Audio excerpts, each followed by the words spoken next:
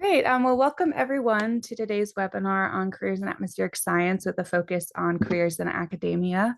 My name is Claire Moffat, and I am a member of the AGU Atmospheric Sciences Early Career Committee. So today we're going to start by just doing some quick bios of all of our panelists, and I'll start with some pre-prepared questions. And during that time, if you have questions that you would like to ask the panelists, please just put those in the chat. And then those will get passed along to me through some of the other members who are currently in the call. And I will ask them from the panelists. And we should have a really great discussion. So I will just go around in the order you are on the screen. And if you can give a short introduction of yourself and your career path, that would be great. So we'll start with Osinachi. Yeah, good afternoon or good morning, wherever you may be in the country. My name is Osinachi Ajoku. I go by Osi for short. Was born and raised in Los Angeles, a small city out west. I got my PhD from Scripps Institution of Oceanography. I see someone with Scripps here. Yep, always represent. I did my postdoc at NCAR under the ASP fellowship. Currently, right now, I'm a fourth year assistant professor at Howard University, and my research specializes in aerosol cloud radiation interactions. Can't forget that part about. I'm currently right now funded by a few different grants, but I will keep it short and sweet, and I'll stop right there. Pleasure to be here. Great, thank you. Steuben. Hi, my name is Subin Yoon, and I am at Scripps. I actually just put this background on. Normally, it's just a blurred one, but I thought it'd be more official for this event. But yeah, so I started as an undergrad, studied geology, geochemistry, and then I went over back to Texas, or undergrad at Bryn Mawr, small liberal arts, all women's college. We didn't really have an environmental science major, but I was more drawn to more environmental science related studies. And so I went on to graduate school at Baylor with Claire. So we were in the same lab, did focus more on atmospheric chemistry there. And then I moved on to doing my postdoc and was a staff scientist at University of Houston with James Flynn. I was there for, gosh, maybe 5 years doing a lot of field related measurements. And then I was kind of wanted to take a break with field stuff and then just started looking around to see what opportunities I had. And this was a little bit different, I guess, than like going some of the more academic routes, but I'm currently at Scripps with at the Center for Western Weather and Water Extremes, short CW3E. And I'm the field operations manager. So I have a very field heavy background and it made sense for me to make this move. Yeah, that's it. And I can delve in deeper later. Great, thank you. Anita. Hi, I'm Anita Rapp. I'm an associate professor, soon to be full professor, in the Department of Atmospheric Sciences at Texas A&M University, where I also serve as the graduate program director of our department. I've actually come full circle. So I did my bachelor's here at Texas A&M. And after I did my bachelor's, I worked for a couple of years at NASA Langley as a contractor. And then I went back to graduate school for my master's and PhD and got those at Colorado State. After my PhD, I went to CERES, the NOAA Cooperative Institute at CU, where I had a visiting postdoc fellowship there. I am part of a dual career couple. So if anybody has questions about how to navigate that sort of situation, I have experience. So I started at Texas A&M actually as a research scientist in 100% soft money position. Eventually became a research professor where I was still in a soft money position, just with a fancier title, but was successful at that. And so I was able to transition into the tenure track position. And I've meanwhile been here for 15 years. So my research is in the application of satellite remote sensing observations in the area of clouds, precipitation, radiation interactions in tropical and subtropical cloud regimes. So I work on a lot of different NASA satellite missions, including a new one that I'll be a part of that hopefully will get launched in 2027, looking at the role, the production of anvil cirrus clouds and the diurnal cycle of ice cloud properties. Outside of satellite remote sensing, I've more recently expanded into airborne and ground-based measurements, looking at mid-latitude deep convection, and also in some aerosol cloud interaction, some field campaigns in the Houston region, trying to disentangle meteorological versus aerosol effects on deep convection that was initiated by the sea breeze. So it sounds like there might be some research collaborations here too that we can develop. Okay, thank you, Anita. And last but not least, Courtney. Hi, everyone. I'm Courtney Hatch. I grew up in rural Arkansas, attended Hendrix College as an undergraduate, where I got my BA in chemistry. After a gap year, I pursued my PhD at the University of Colorado in Boulder and worked under Maggie Tolbert and studying the heterogeneous reactions on the surface of atmospheric aerosol. So a lot of atmospheric aerosol people here today. After my PhD, I pursued a postdoc fellowship at the University of Iowa, kind of continuing my work in atmospheric aerosol heterogeneous chemistry. About halfway through my postdoc, my undergraduate academic advisor called me and told me that he was retiring and I should apply for his job. And so that's kind of how I've come for full circle back as a faculty member at Hendrix. I am teaching in the Department of Chemistry and the Interdisciplinary Environmental Studies program here. And if you don't know anything about Hendrix, it's a 4-year private liberal arts institution that serves mainly rural Arkansas students. I, have been here for 18 years so far. As soon as I was tenured, I became the chair of the Environmental Studies program for 3 years, and then immediately transitioned to the chair of the chemistry department during COVID. And currently, right now, I am serving as an elected member of the faculty in a 4-year position as the natural sciences dean. So I also maintain a reduced teaching load to be able to do my dean work, overseeing faculty personnel issues, course scheduling issues. But I also am able to maintain reassigned time to conduct research on cloud activation and atmospheric aerosols with students while I'm here. Great, thank you, Courtney. So now we'll start with a couple pre-prepared questions that we have for the panel. And then again, those in the audience, if you have questions for the panel, just go ahead and put them in the chat. So we'll start with the question, if you could give a basic answer of what a normal day looks like for you. I don't know if anyone wants to start.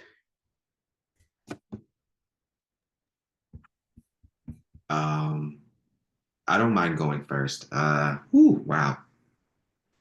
First thing I do is I check my email, believe it or not, because I know that there's a lot of emails I missed between the night before in the early morning. I check my calendar, even though I have great memory. I seem to forget some meetings sometimes.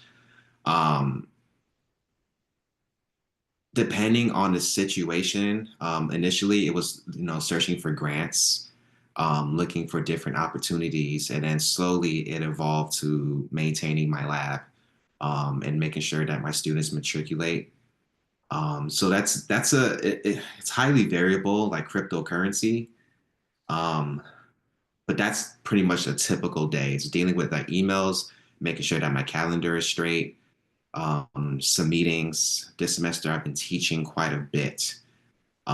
So pretty much a juggle of those activities, and hopefully I didn't steal anyone else's thunder. I can go next. I think I resonate with a lot of the things you had mentioned, but yeah, so I am the field operations manager at CW3E, and this is a relatively new position for me. I do want to preface, like, before I was at University of Houston, I was research staff. I had various projects, and I was focused on either writing paper, doing the analysis, maybe leading small work teams, maybe leading some field members or earlier, you know, early career field technicians, or et cetera. Now I'm in a much bigger position and doing a lot more operations. So it's I think back in the day, maybe I would have at U of H, maybe I would have a few meetings a week. Now I have like minimum 4 meetings a day. So it's kind of insane. And this is a recent jump. I feel like you guys all have had that experience before, but for me, I'm just like, why are we spending why are there so many meetings? But yeah, it's like going through emails that I've missed, and then yeah, checking my calendar, prepping for each meeting. I try to wake up earlier to prep for them. A lot of my meetings are representing the field team, our land-based observations from our group. So we have on range like 10 different.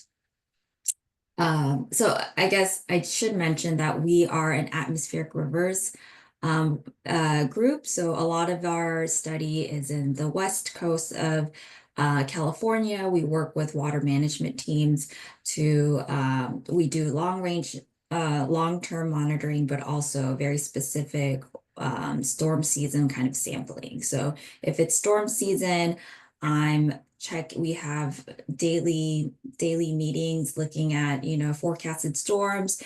During those storms, I then manage the field team to do radiosonde sampling.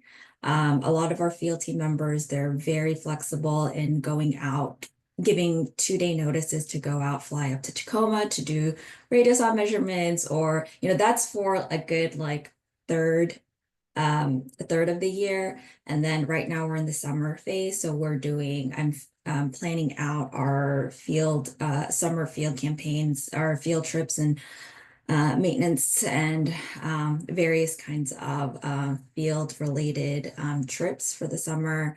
I'm also representing, again, the operations portion and the field-based measurements in various steering committee meetings or leading operations meetings. So that takes quite a bit of time. A lot of HR stuff is also now on my plate, and management. So it's such a different kind of job that I've jumped into in the last 6 months. So it's all new, but things that I'm working on. Sorry, that went a bit long and a little bit chaotic, but that is my day to day, and it's very unpredictable sometimes.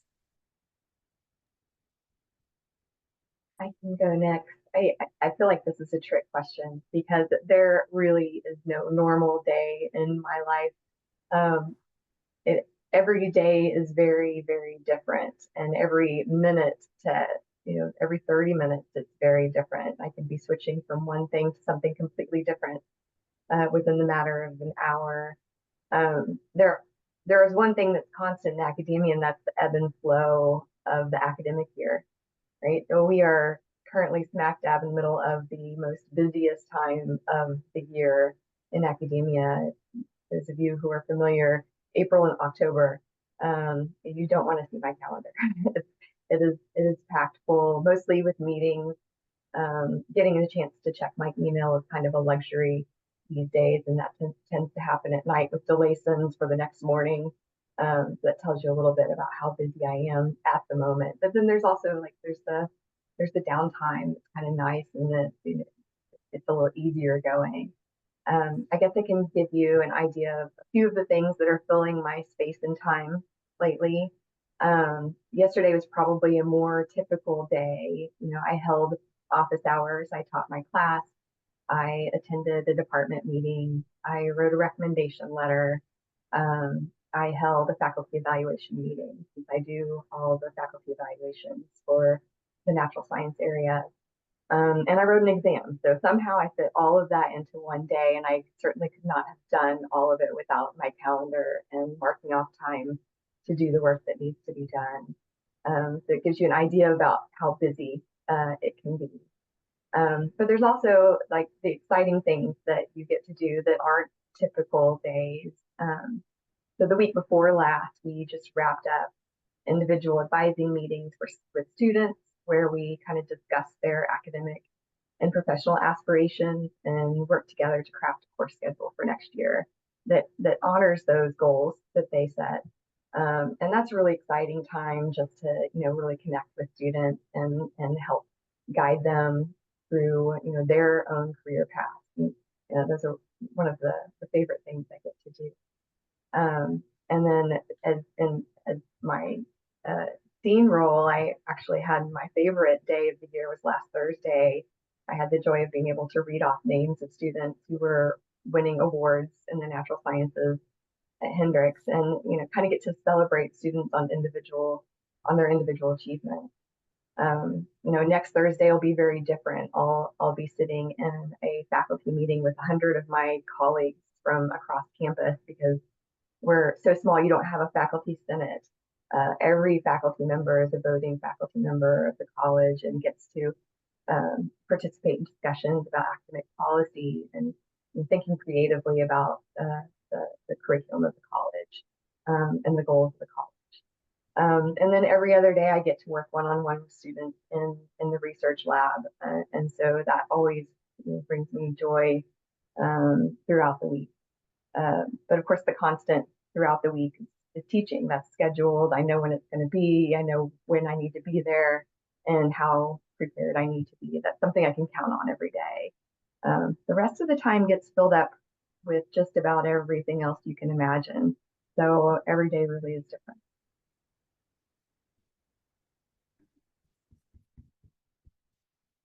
Yeah, so I'll jump in here.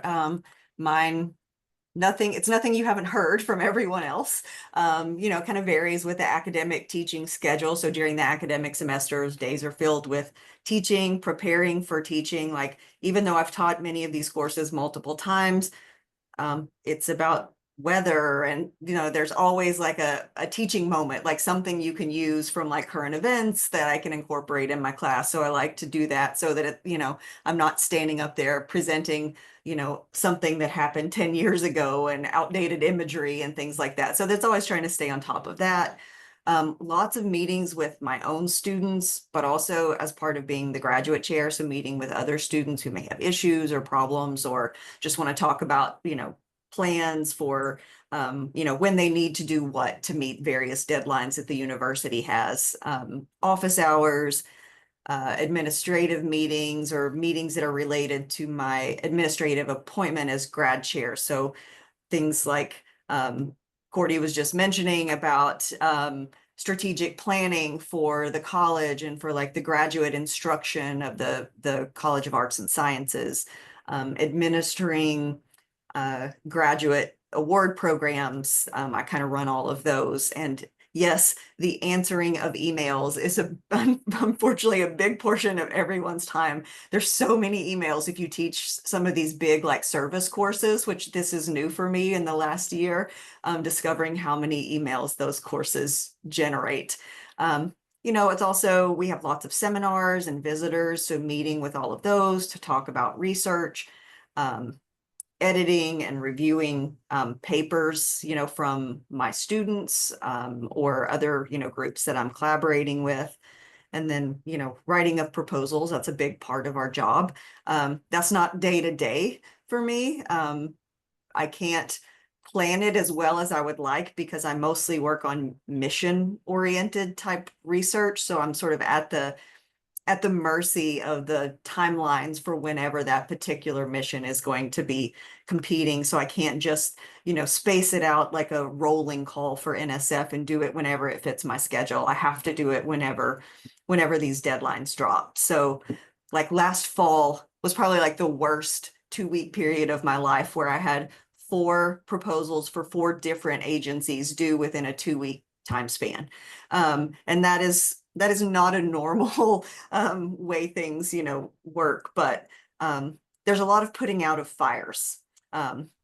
All that free time that you do have in your schedule, and the calendar that everyone has mentioned is unbelievably important in keeping you organized. But all of those tiny little empty fragmented spaces that you get in your calendar will get filled with something.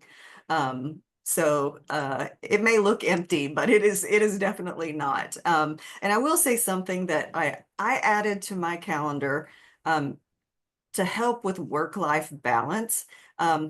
I go to the gym every day, and I put my gym time in my calendar as a meeting so that it does not get stepped on because everyone wants to do lunch meetings, and I go to the gym at lunch. And so they're just not going to have me at a meeting at lunch because that is scheduled.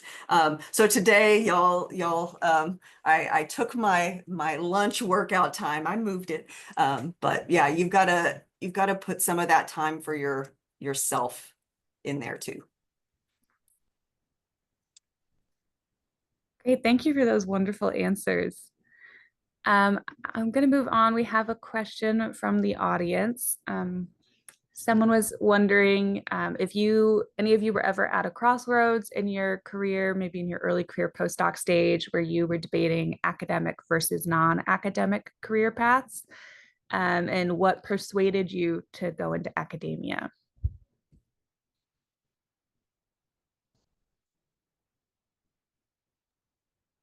I can jump in here if no one else wants to. So I don't think I did not set out to be on the academic career path. In fact, when I went back to graduate school, I swore I was only getting a master's degree.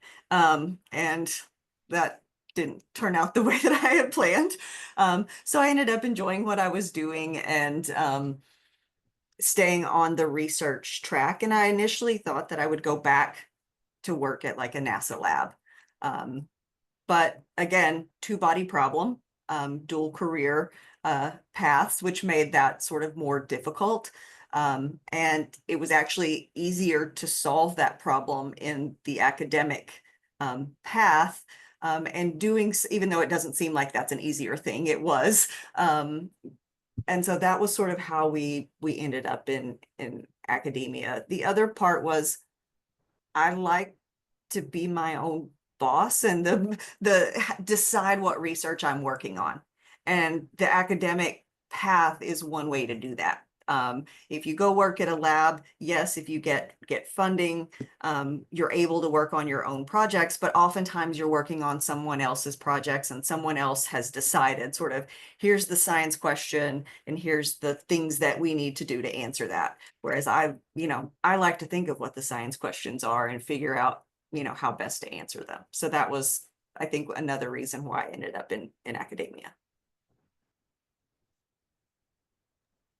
For me, it was being an NCAR. I love NCAR so much. The fellowship that I specifically got, I forgot the exact percentage, but more than 50% of those postdocs stay on as project scientists. So a lot of the more esteemed scientists you see at NCAR had the same postdoc. So that was a little bit of a crossroads for me because it was kind of like a guaranteed path somewhere I'm comfortable. But for me, I got my PhD June 5th, 2020. And I'm pretty sure we can all imagine what we were doing then. So the world was shut down. So that was pretty much my crossroads. And I knew I wanted to be in academia since 2010. So I stuck with that, but it was a pretty sweet deal to just stay where I'm at. You already know these people, you're comfortable with the model, you already have an account, just continue on. But I definitely made that leap of faith, which I do not regret.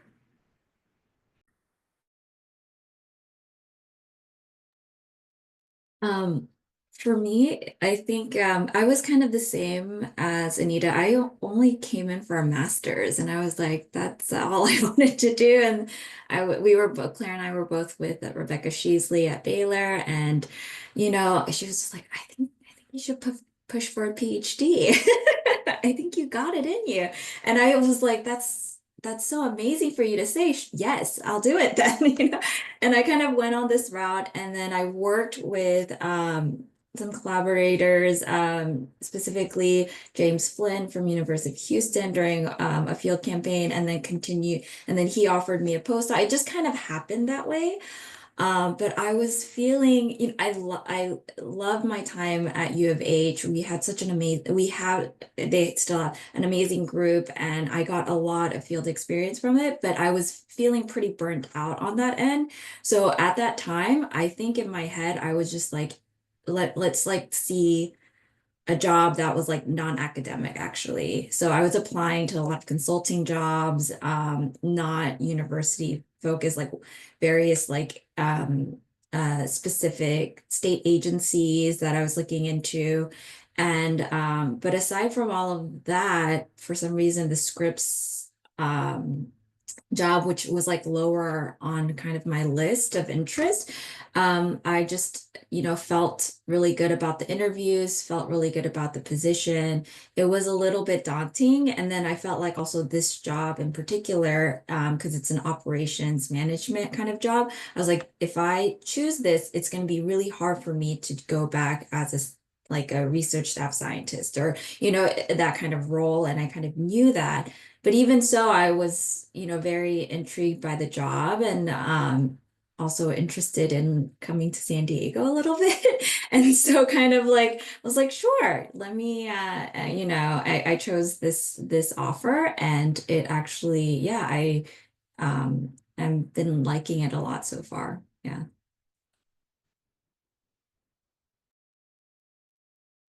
I can't say that I have ever come to a crossroads where I had to make a decision. I also can't say that I knew what my career path was going to be along the way. Um, Even in my postdoc days, I had no idea what I wanted to do. So the fact that this job kind of fell in my lap, I took it as a sign to try it out. And I've since learned, that I've even from high school, I was a nurse's aide, and the thing I loved about that job was, helping people, um, you know, lead more fulfilling lives. And I find that same thing in my current job, and I think I'm right where I need to be.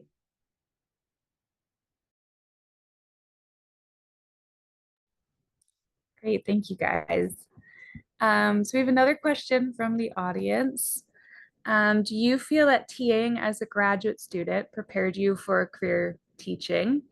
And is there anything that you did in grad school or you wish you had done in grad school that you feel was helpful?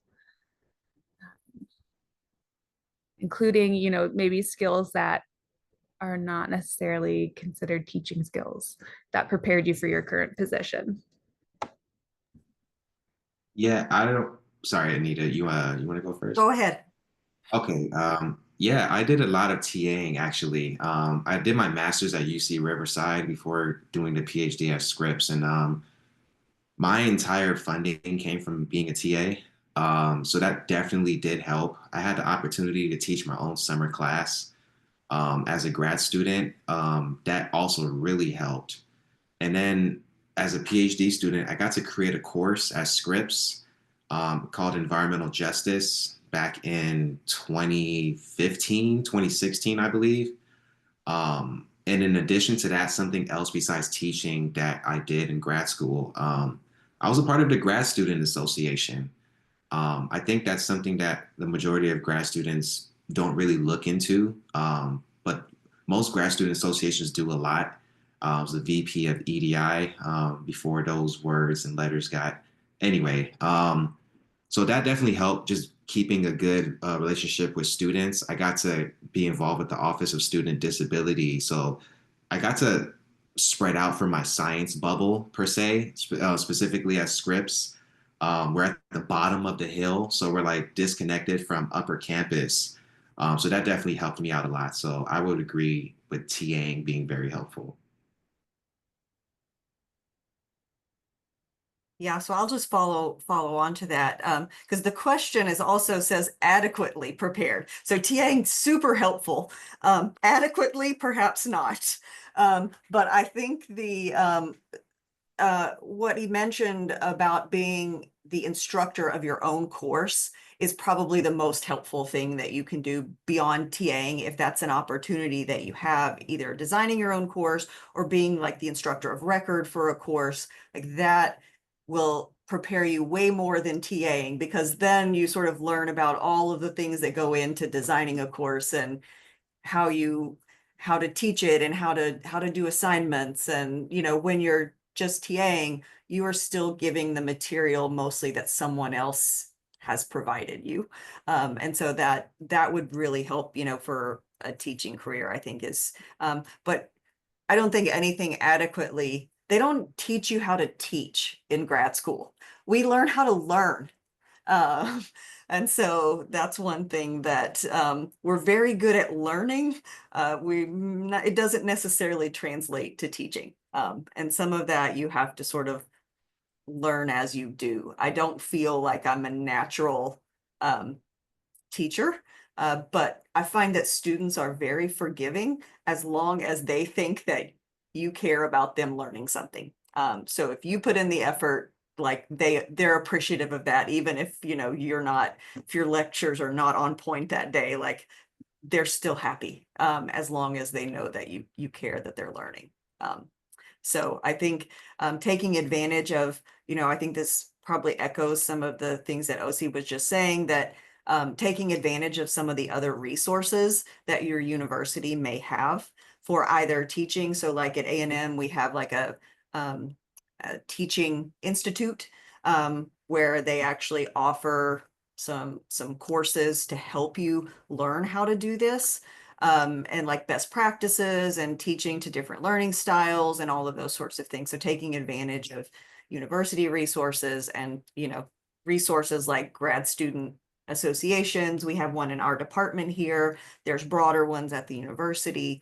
A lot of universities have resources that people probably don't take full advantage of, maybe because you just don't even know that they exist. And so there, I would say look around for those things because they probably exist in some way, shape, or form at your universities. Yeah, Anita's absolutely right. Uh, they don't teach you how to teach, and you don't learn until you're in the thick of it. I think um, it was good for me to TA in graduate school because I got comfortable being in the classroom and speaking in front of students and figuring out how to meet them where they're at in their learning, learning how to kind of judge what they do know, what they don't know, and how to adjust my teaching and their learning accordingly. I think that was one of the weaknesses I had when I interviewed for this job. We may talk about this later. Was that I didn't have enough teaching experience for a liberal arts teaching institution. My only experience was TAing in graduate school. And so if I could go back and do it again, I would have loved to have had the opportunity to be instructor of record, to be able to design my own course or even just take someone else's course and kind of make it my own. But as long as I was the one person that was in charge of that entire course, that would have been a lot more beneficial to me, and just getting my feet wet in teaching. Um, yeah, you definitely don't learn how to teach until you're really doing it and start learning all the ins and outs and the different types of pedagogies and how you can use them. I didn't even know the word pedagogy until I was at Hendrick. So, um, yeah, I highly recommend if you want to go into teaching, get some experience as instructor of record if you can.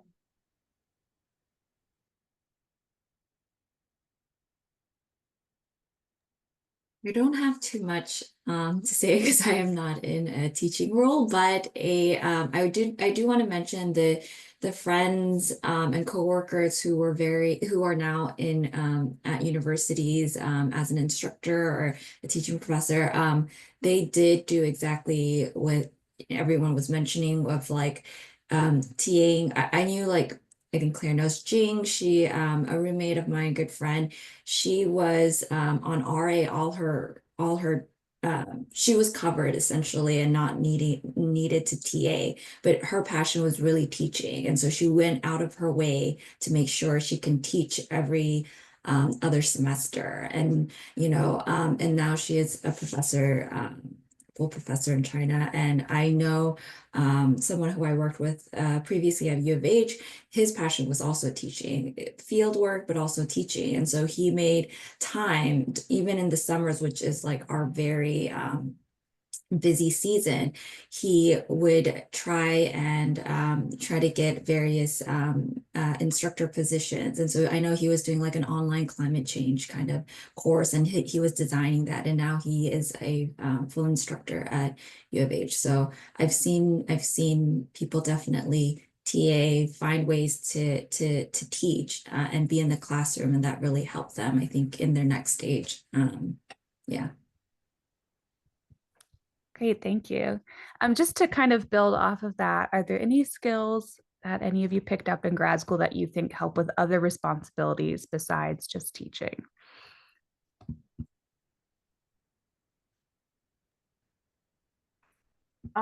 So as a grad student, I wrote a fellowship proposal. A lot of our time is securing funding for our students. And so, I got what is now Finest, the NASA Finest program. It used to be called something different. So I wrote a proposal for that. And that's kind of the, first brush that I had with the whole proposal writing and budgeting process, and, sort of learning how those things work at a university. So I think that was really helpful, but it also helped me secure my postdoc, because my postdoc was a competitive fellowship where you had to write a proposal for it. And that proposal was one of the ones that was selected. Then while I was in my postdoc, I wrote, my first NASA proposal, which also got selected. So, those things that you can do that you're kind of like mini versions of what you're going to have to do for the rest of your life. Like, take those steps. That was really, I think, something that I did in grad school that was really helpful. Going to meetings, getting your name and your face out there, so people, when they're reviewing your proposals, they're like, oh, I know this person, I saw their work, they presented it at a meeting. Those things are getting exposure, I think, is also really important. I definitely concur with that. If you can get funded or even self-funded in any way, I believe that's something that'll follow you forever. I was very fortunate to get the NSF GRFP, which I think since then they've actually decreased the number of students who get it every year. So if you can get self-funding, that's definitely a plus. Another thing I would add on is building up as many skills as you can. I feel like after grad school, it gets a little more difficult to learn something new. You have more of life hitting you. You're not a full-time student, right? Even though we're still learning. So learning how to code to me was super important. There's not really a class on that.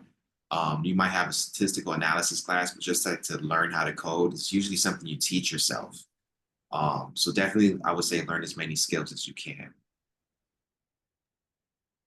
Yeah, and I just want to, kind of, yeah, all of that is very, very essential. I think the coding is definitely something that even when I'm looking to hire people, like we really would like people who have experience in that. So I know and I'm not, I don't have a lot of experience, but I know in grad school there were like various like classes specifically for grad students, like Python class that they offered. And it was like a very abbreviated kind of course, but like taking that, you get a little bit more background, and then really applying it to your research is where you learn these tools. So I would, look around to see, even if you've required, fulfilled all your like course classes, if there's anything like that, that's really great to add on. Also, yeah, we had a proposal writing graduate course that I took for, it was, again, it was like one of those abbreviated courses during the summer. It wasn't too much of a commitment, but that's really where I kind of, I think that was provided. I think I started taking that a little bit later in my graduate year, because they offered it every other year or something like that. But that really helped me, and we all had to submit, proposals, like have to draft it and then submit it, and that's all really good experience. Budgeting has been something that, for some reason, has been something that people always like, that I have some experience of. And so, I think I've always volunteered to help, manage budgets for grants, and that kind of has helped me, especially for my postdoc at U of H. I think Jimmy liked that idea that, like, oh wait, you help manage that? That's great. We need someone who can help with that, or like, budgeting proposals and things like that. So getting like the less obvious kinds of skills, proposal writing is like definitely something that's very important, but budgets, like, coding, all of that, I think will help you guys out later on for sure. I agree with everyone. Proposal writing, budgeting, all of those things are really important. I never had the opportunity to work on a proposal in graduate school. I kind of wish I did. I've been fortunate enough to be lucky with my proposals that I have submitted since then. I would say, more along the lines of the soft skills necessary to do the job I'm doing, time management, um, collaborations, how do you work across the aisle with people who may not necessarily agree with you, networking, right? Expanding your network so that you have the opportunity for collaborations later in your career. And then, yeah, just advocating for yourself. I think that's something that I really learned how to do in graduate school that has become really, really helpful and beneficial for me in my career is being able to identify, what my needs are and be able to communicate them in ways that makes I get my needs met. And so the soft skills in general are also really helpful. Great, thank you. So we have a question from the audience as well. For those of you who have a research group, what is the process of growing your group as a new faculty member? And how do you go about advertising your group?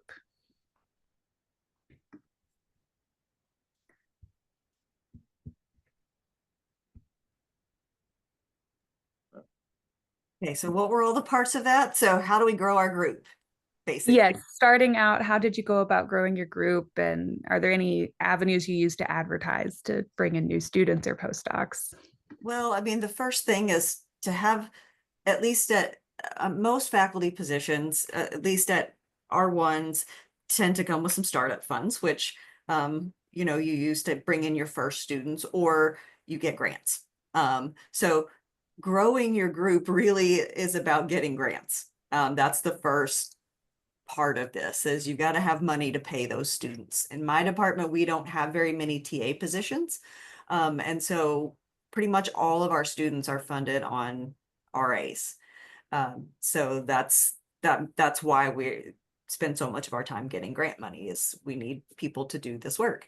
And so advertising, comes from a variety of ways, where, we publish things on our own like departmental websites of like which faculty are looking for grad students, which we could send recruitment teams to places like the AMS meeting or AGU to sort of drum up interest in our program and sort of advertise and talk to people about who might be looking for students. If we're not getting sort of the application numbers that we want for our particular groups, we can put them on listservs and hope they get out to various audiences. Send it to your network, right? Because a lot of faculty that you collaborate or work with or know, you went to grad school with, whatever it is, right? They may be in positions at other universities and have great undergrads that did research projects with them. Like that's one of the things that I look for most is, if someone else tells me I have an awesome undergrad, and they have great coding skills, and that's super important. That word of mouth recommendation is really important. It's a surprisingly small field when it all comes down to it. So everybody knows everybody. Yeah, I totally agree. To add on to that, without duplicating that very good answer, believe it or not, X, formerly known as Twitter, has been a very decent recruitment tool if you know the right hashtags. So I've used that, and I've had a few people reach out to me, especially the international audience, international students. They have a pretty good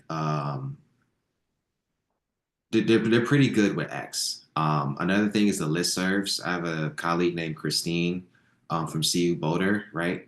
We probably used that listserv a number of times. That's definitely helpful. And then also going to AGU and AMS in person, and just scoping out different talks and seeing maybe who knows their stuff, and that's kind of a time to do even like a mini interview. I've been interviewed at AGU and didn't even know it. So those are definitely some good choices there. Okay. Oh, it's Courtney. I think my experience is very different because my entire research team are undergraduate and I don't have graduate students. We're just a 4-year college. But being at a liberal arts college, when the student to faculty ratio is 11 to 1, I mean, I don't have any trouble at all finding research students. In fact, the trouble I have is having to turn students away because I don't have enough positions. The great thing about it is that students can get course credit for doing research during the academic year. So you don't always have to have funding to find research students. You can get them started right away, and they can earn course credit for that work. If I want to have students work over the summer, I absolutely have to have external funding to cover those students and support their summer stipends and housing. And that's when we get most of the research done anyway. But I kind of have the opposite problem of, everybody wants to do research. And I want to be able to serve all of those students, but you can't possibly do that. But yeah, getting started, for me, it was just about giving a research seminar as a new faculty member, and students immediately started flocking to me and have ever since. So never really had that problem with this kind of institution. Yeah, I did want to follow up on that because we have a huge undergrad population who wants research experience, even here. So it is not just grad students. I like to pay them if I can or offer them course credits. We do something very similar. So like one thing that we did a couple summers ago when we did a big field campaign was we created like a special topics course around that, and trained students in instrumentation and aerosol cloud interactions, and covered like a bunch of different topics like forecasting for the sea breeze, how to launch a weather balloon, all kinds of things. And then we recruited those students to actually work on the field campaign, and got some funding from the university as well as from the grant to sort of supplement that and get them all involved in like the forecasting process and the actual field work. And then some of them stay on to do research projects, after that. So you can also, yes, use the undergrad body to move your research career forward. Great, thank you. So we've had a few questions from the audience regarding various aspects of the job seeking process for an academic job.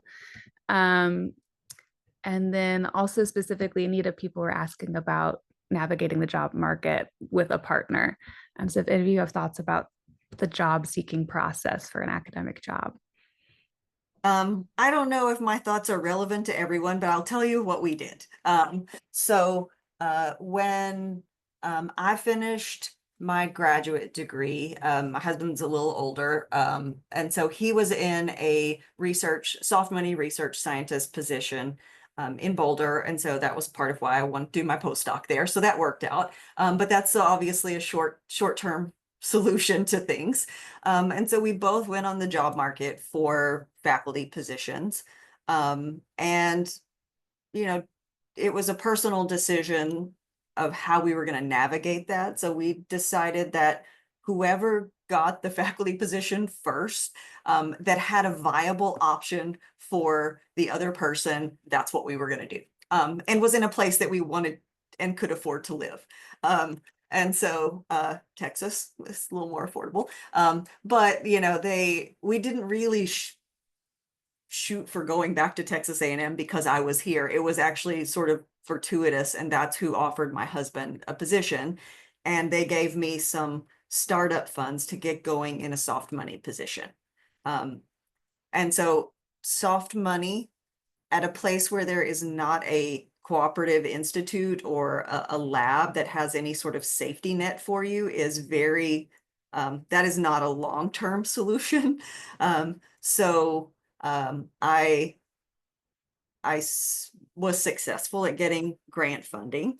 So I started getting to where I could fund myself 100% of my time and graduate students. And they were also asking me to help fill in with teaching. So I was basically doing a tenure track job without the benefits of it. So I started looking around at other places and got interviews and offered positions at another university who also offered my spouse a position. And, we did not want to use another university. We didn't want to feel used. So we only applied for things where we were willing to go. If something was offered to both of us and A&M didn't offer me a tenure track position, we were ready to pack up and move. And so that's sort of how we worked this out, is that we were ready to go when we had another sort of dual career job offer that was a long-term solution. But A&M ended up offering me the tenure track position to keep us both here. So it worked out. So that's how we navigated that. Whether that works for everyone, who knows? But that's how we did it. But yeah, a lot of the parts of this are personal decisions on what you're willing to give up, and where you're willing to go, and whether it's a long-term or a short-term solution. So I'm happy to answer any other questions about that on or offline if anyone wants to follow up. So.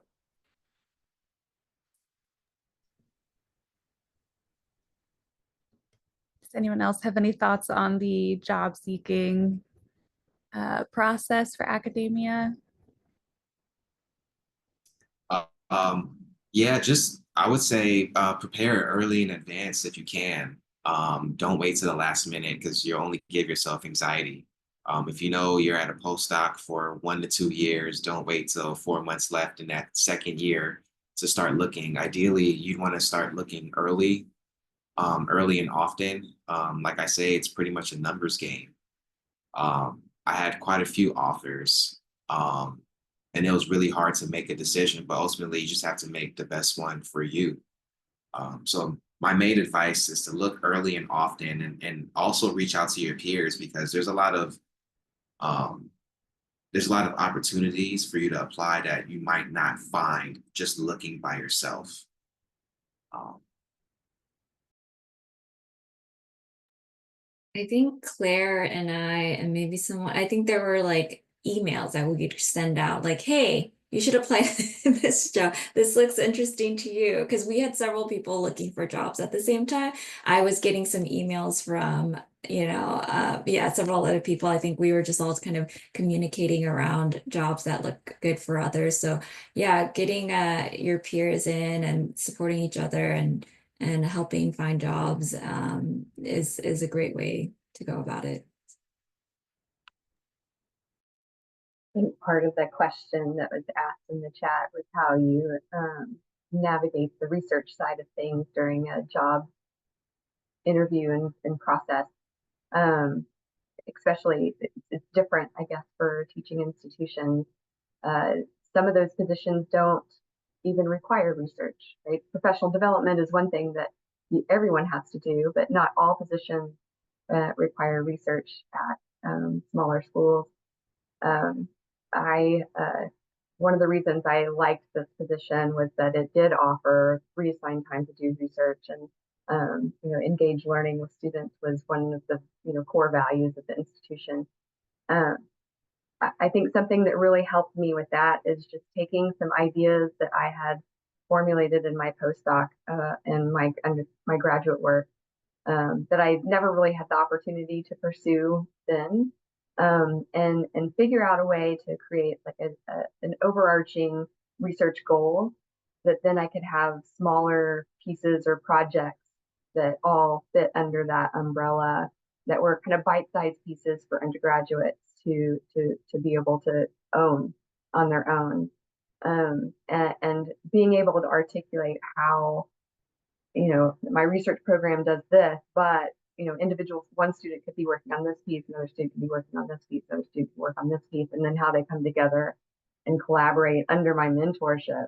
I think that was a selling point when I interviewed, is just having those ideas kind of fleshed out in my head, what the research program might look like. So yeah, she's right. Preparation definitely is helpful. Navigating the research side of things in that job seeking process, especially for primarily undergraduate institutions. Great, thank you. So we're coming up on the end of the hour, so I will just end with very quickly, if you have any advice for someone seeking a job in the academic job market, that would be great. Maybe it's like piggyback off of the last question. You need to know your research stuff. I think everyone would agree here. If you're at an interview and you don't really have your research design nailed down to a T, people will just kind of question you. So for example, if you're running a model and you don't know how many core hours, it's just like this, like those type of details, I think it can really backfire on you. Since you brought up interviews, I think also not losing sight of the big picture. So the biggest stumble that I see I've been on a number of hiring committees, the biggest stumble that I see, somebody can have the most amazing CV, have ridiculous numbers of papers, and then just absolutely blow the seminar. And because they're too in the weeds.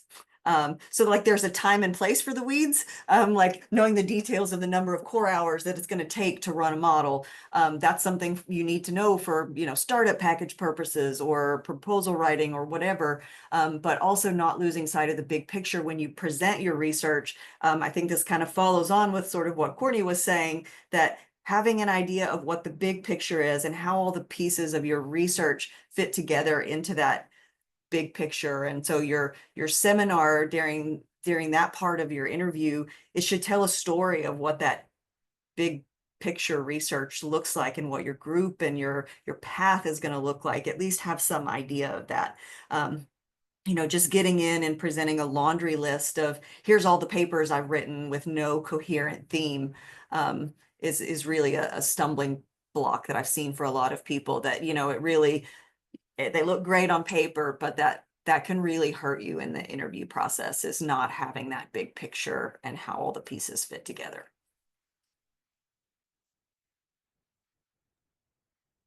I guess my advice would be to, if you're interviewing for an academic position, just be yourself more than anything else. People can read you if you're being fake, or you're, trying to impress in ways that you would not normally be doing so. But, be yourself. And along with that, understand what the mission of the institution is, understand what their goals and vision is, and what you can bring to that, how the work that you do, the experiences you have align with that mission. Show that you've done some research. Maybe you have an idea of who you're going to be meeting with, and what their role is in the decision-making process. We had an interview last year, I think, that someone came in and started asking questions to the provost that they should not be asking to the provost, right? So knowing who to ask and when and where. But most importantly, be yourself and figure out how you and your work aligns with the mission of the institution. I think for me, because I recently did interview and move over to a new job, I guess this is in the stage of when you feel like you've got the position, when you're kind of negotiating pay. I realized that my mentality initially was like, please like me. This is all I've done. This is all the stuff I've done, trying to impress, right? And then at some point it was just like when the negotiations started happening, I realized my mindset kind of had to change to like, if I leave here, I'm giving up all of this. And from that, I forgot like, oh wait, I was gonna be co-PI on this NSF grant that I'll be losing out on. And I'm gonna be, losing out on this and this. And that I initially forgot to mention, which was kind of big. And so there was, kind of a shift, and I thought that was really interesting in how I did it. And for me, this was like I hadn't interviewed much prior to this. And so this was kind of just a very recent thing that happened, and thought, you want to really delve deeply, do your homework on what you've done, and like make sure that you're, promoting yourself well, but in a realistic manner. But then also, make sure you're also very genuine and truthful. But again, like you are like advertising for yourself, so make sure you can do that in the best light. Yeah, I don't know if that's very helpful, but Thank you for those answers. So we've reached the end of our allotted time for today's webinar. I'd like to thank all of our panelists for their really insightful answers. I hope those in the audience were able to take something from today's webinar. We did post a poll in the chat for those in the audience to just give feedback on today's webinar. And if you have any comments or events you'd like to see in the future from the Early Career Committee, if you could leave those there.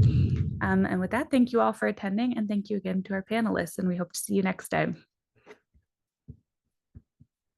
Thanks for inviting us. Take care, everyone. you guys, Thank you. bye.